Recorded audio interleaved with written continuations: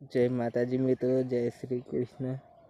तो मित्रों, आज मारा नदी में छेल्लो विडियो है कि काल से हूँ बेसो चढ़ावा नहीं आऊँ कि अमे 3 भाई छे, 3 परणायेला छे अने सौथी मोटो मैं छुं। तो थोड़ी घर की परेशानी एवी छे के 3 भाईने वेचवानुं छे। तो बधा 20-25 वीघा जमीन छे ए वेचवानी छे अने बे ट्रेक्टर ने एक इको गाड़ी है तो ये वेचवानी है और साथ आपणे भैंसो वेचवानी है।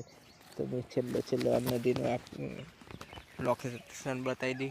मित्रों, आ अपनी भैंसो, आ भैंसो पण वेचवानी है और आ नदी लोकेशन।